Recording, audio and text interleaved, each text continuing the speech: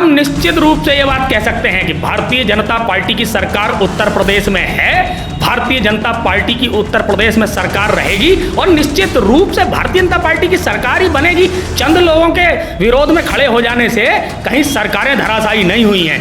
अच्छा, कितनी सीट है 2022 में? निश्चित रूप से जितनी सीटें हैं उससे 5 सीटें ज्यादा लेकर के आएंगे। माननीय योगी जी के नेतृत्व में उत्तर प्रदेश में गुंडों का सफाया करने का काम किया है, भव्य राम मंदिर का निर्माण होने वाला है और किसानों के हित में जन कल्याणकारी कार्यक्रम हमारी सरकार चला रही है। निश्चित रूप से 5 सीटें और ज्यादा आएंगी और मैं तो कहता हूं और ज्यादा सीटें 11 आएंगी तो समझ लीजिए कि भगवान राम को पुष्पांजलि अर्पित होगी। कर रहे हैं वो लोग हमारे विरोध को तूल देने का काम कर रहे हैं, जिनकी अपनी अपनी पार्लियामेंट एरिया में जमानतें जब्त हो गई हैं। ऐसे लोग अगर आके ये कहेंगे बच्चों की तरह सड़क पर कि भारतीय जनता पार्टी की सरकार को पलट देंगे, तो उनके कहने से भारतीय जनता पार्टी की सरकार जाने वाली है नहीं।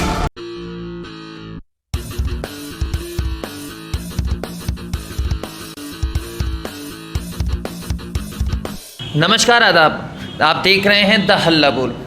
गाजीपुर बॉर्डर से शुरू हुआ किसानों का प्रदर्शन अब पश्चिमी यूपी में आ चुका है। इसी पर बात करने के लिए मेरे साथ मौजूद हैं भाजपा नेता गोपाल शर्मा जी। सर, बहुत बहुत स्वागत है आपका द हल्ला बोल में। धन्यवाद। सर, मेरा पहला सवाल यही है, जो किसानों का प्रदर्शन हो रहा है, क्या आने वाले विधानसभा चुनाव में बीजेपी को इसका खामियाजा भुगतना पड़ेगा? देखिए, जहाँ तक जय और विजय की परंपरा का प्रश्न है, हम अटल बिहारी वाजपेयी की परंपरा के लोग हैं। हम लोग राष्ट्र हित में काम करने निकले हैं। निश्चित रूप से मैं जानता हूँ कि नतीजे चाहे कुछ भी हों, हमें अभी प्रदेश की जनता ने बहुमत दे करके उत्तर प्रदेश की सत्ता चलाने के लिए भेजा है और निश्चित रूप से जनता उसको स्वीकार कर रही है और आखिरी अवसर भी जनता आने वाले चुनाव में हमको देगी।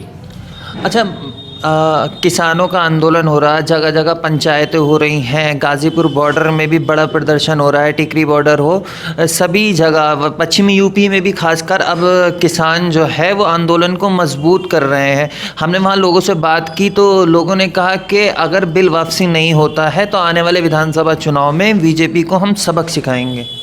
देखिए, सारे लोग उसको चाहे किसानों का आंदोलन कहें या श्रमिकों का आंदोलन कहें, लेकिन मैं इस बात से इसलिए सहमत नहीं हूँ। वो एक ऐसे समूह का आंदोलन है जो भारतीय जनता पार्टी के खिलाफ, केंद्र की सरकार के खिलाफ और जो प्रदेशों में हमारी भारतीय जनता पार्टी की सरकारें हैं उनके खिलाफ कहीं ना कहीं किसी न किसी रूप में लामबंद रहने वाले लोग आज किसानों की आड़ में छुप करके इस आंदोलन का सहारा लेकर के हम लोगों का विरोध करने का काम कर रहे हैं। लेकिन राकेश टिकैत तो कह रहे थे कि मैंने 2014 में जो है वो बीजेपी को वोट दिया था, तो वो आपके खिलाफ कैसे हो गए? देखिए, राकेश टिकैत जी ने वोट दिया, इसके लिए उनका धन्यवाद, वो आगे वोट दें, इसकी मैं उनसे अपील करता हूं। अकेले राकेश टिकैत जी का प्रश्न नहीं है, मैं उन तमाम लोगों से ये आह्वान करता हूं उनका। देश के प्रधानमंत्री जी ने भी कहा है, हमारे यशस्वी प्रधानमंत्री ने कहा है कि संसद से भागना हल नहीं है, आंदोलन करना हल नहीं है। यदि हमारे बिल में कुछ कमियां हैं तो बैठकर चर्चा वार्ता करके उसे निपटाया जा सकता है।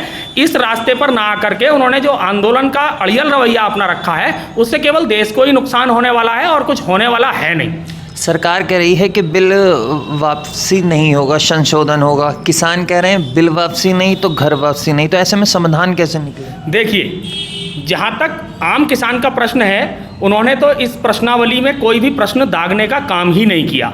ये कुछ तथाकथित किसान नेता कह लीजिए उनको, या फिर उन लोगों को कह लीजिए जो हम लोगों के खिलाफ हैं, उन लोगों का ये कहना है कि हम घर वापसी जाएंगे नहीं। ना तो हमने बुलाया है और ना हम घर वापसी भेजने की बात कह रहे हैं। वो अपनी मर्जी से आए थे, वो अपनी मर्जी के मालिक हैं, जहाँ चाहे वहाँ बैठे। लेकिन मैं इतना ज़रूर कह सकता हूँ, ये किसानों का बिल किसानों के हित में है, बिचौलियों का अंत करने वाला बिल है और ये किसानों के विकास की राह में बहुत बड़ा योगदान केंद्र सरकार का है। अच्छा, सरकार कहती है कि जो किसान आंदोलन कर रहे हैं उनको बिल की समझ नहीं है, तो आपको लगता है कि बिल की समझ नहीं है? बिल्कुल, मेरा भी मानना यही है। जैसा सरकार कह रही है, भारतीय जनता पार्टी के लोगों ने, हमारे देश के यशस्वी प्रधानमंत्री ने सदन के पटल पे भी ये बात कही कि निश्चित रूप से उन लोगों को बिल की समझ नहीं है। देखिए, वो लोग कहते हैं कि एमएसपी ख़त्म करने की बात कह रहे हैं। अभी तक पूरे भारत में कहीं एमएसपी बंद हुई क्या? वो लोग ये कह रहे हैं कि कहीं ना कहीं किसानों को इसका नुकसान होगा कॉन्ट्रैक्ट फार्मिंग से। विदेश की धरती पे तो नई बात हो सकती है कॉन्ट्रैक्ट फार्मिंग, भारत की धरती पे भी नई बात नहीं है। पंजाब में पहले ही कॉन्ट्रैक्ट फार्मिंग होती थी और ये बिल प्रस्तावित बिल है, ऐसा नहीं है, ये किसान के आगे एक प्रस्ताव है, वो उसको स्वीकार करे या ना करे, ये उसकी मर्जी पर डिपेंड करता है। अगर मुझसे कोई कहता है कि आपको 2 रुपया कर देना है और उसके बदले आपको 20 रुपये का लाभ भी होगा, आपको रोजगार का अवसर मैंने दिया, तो मेरी मर्जी है, मैं उसको स्वीकार करता हूँ या नहीं स्वीकार करता हूँ। ये बिल किसी को थोपने वाला बिल नहीं है, केवल और केवल किसानों को बरगला करके भारतीय जनता पार्टी के खिलाफ, देश की सरकार के खिलाफ माहौल खड़ा करने का काम किया है इन लोगों ने। अच्छा, अगर एमएसपी है, प्रधानमंत्री अगर एमएसपी है, थी और रहेगी, तो फिर एमएसपी को लिखित रूप में गारंटी क्यों नहीं दे रही सरकार? इस विषय में कृषि मंत्री जी से कई किसान नेताओं ने बात की। शायद है कि वो इस विषय को सोचेंगे और निश्चित रूप से इस पर काम भी सरकार करेगी। अगर किसी मांग को बहुत अच्छे तरीके से हम लोगों के बीच में, सरकार के बीच में रखने का काम ये लोग करेंगे तो निश्चित रूप से देश के कृषि मंत्री मानेंगे उसको। इनकी बात को मानने का इनकार कभी नहीं किया। लेकिन जहाँ तक देश हित का प्रश्न है और अड़ियल रवैये के साथ में देश के अहित की बात आती है तो उसको सरकार किसी भी कीमत पर नहीं मानेगी। अच्छा, विपक्ष कह रहा है कुछ अरबपतियों को फ़ायदा पहुँचाने के लिए बिल लाया गया। देखिए, एमएसपी लागू थी कांग्रेस सरकार में भी, एमएसपी लागू थी तीसरे मोर्चे की सरकार में भी, और एमएसपी एनडीए की सरकार में भी लागू है, लेकिन किसानों को उसका भरपूर लाभ नहीं मिल पाता था। आज भी आप देख लीजिए, मैं आपको बिल्कुल ठीक बात कहता हूँ, जहाँ तक गेहूं का न्यूनतम समर्थन मूल्य की बात है कि आटा मिलें उसको खरीद लेती हैं और ख़रीद करके उसको केवल आटे में परिवर्तित कर करके बेचने का काम करती हैं, और एक बहुत बड़ा मुनाफा जितना किसान को भी नहीं होता वो लोग ले जाते हैं। हम लोग बिना बिचौलिए के किसान को सीधे उतना ही पैसा देने की तैयारी कर रहे हैं जितने का किसान हकदार है। अच्छा, कई जगह हमने किसानों से बात की तो उन्होंने कहा कि पिछले साल का ही गन्ना बकाया नहीं मिला।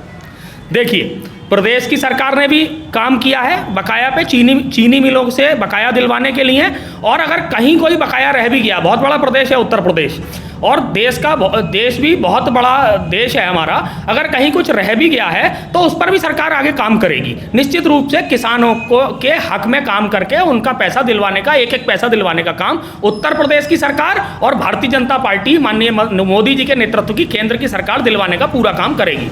अच्छा, मेरा आखिरी सवाल यही था कि बीजेपी को नुकसान होगा विधानसभा चुनाव में? देखिए, हमने तो आपको पहले ही कहा, हम जय और पराजय की परवाह करने वाले लोग नहीं हैं। हम अटल बिहारी वाजपेयी की परंपरा पर चलने वाले लोग हैं। हम बहुत दिन सत्ता से बाहर रहे हैं, लेकिन हम निश्चित रूप से ये बात कह सकते हैं कि भारतीय जनता पार्टी की सरकार उत्तर प्रदेश में है, भारतीय जनता पार्टी की उत्तर प्रदेश में सरकार रहेगी और निश्चित रूप से भारतीय जनता पार्टी की सरकार ही बनेगी। चंद लोगों के विरोध में खड़े हो जाने से कहीं सरकारें धराशायी नहीं हुई हैं। वो लोग आंदोलन को तूल देने का काम कर रहे हैं, वो लोग हमारे विरोध को तूल देने का काम कर रहे हैं, जिनकी अपनी अपनी पार्लियामेंट एरिया में जमानतें जब्त हो गई हैं। ऐसे लोग अगर आके ये कहेंगे बच्चों की तरह सड़क पर कि भारतीय जनता पार्टी की सरकार को पलट देंगे, तो उनके कहने से भारतीय जनता पार्टी की सरकार जाने वाली है नहीं। अच्छा, कितनी सीट है 2022 में? निश्चित रूप से जितनी सीटें हैं उससे 5 सीटें ज़्यादा लेकर के आएंगे। माननीय योगी जी के नेतृत्व में उत्तर प्रदेश में गुंडों का सफाया करने का काम किया है, भव्य राम मंदिर का निर्माण होने वाला है और किसानों के हित में जन कल्याणकारी कार्यक्रम हमारी सरकार चला रही है। निश्चित रूप से 5 सीटें और ज़्यादा आएंगी, और मैं तो कहता हूँ और ज़्यादा सीटें 11 आएंगी तो समझ लीजिए कि भगवान राम को पुष्पांजलि अर्पित होगी। चलिए, बहुत बहुत शुक्रिया हमसे बात करने का। धन्यवाद। ये थे भाजपा के वरिष्ठ नेता गोपाल शर्मा जी, जिन्होंने बताया कि किसान आंदोलन को विपक्ष के बहकावे में बढ़ाया जा रहा है। कैमरामैन ऋषभ के साथ मोहम्मद आमिर दालापुर। अगर आपने अभी तक चैनल को सब्सक्राइब नहीं किया है तो प्लीज़ सब्सक्राइब कीजिए और ताज़ा अपडेट पाने के लिए बेल आइकन को दबाना ना भूलें।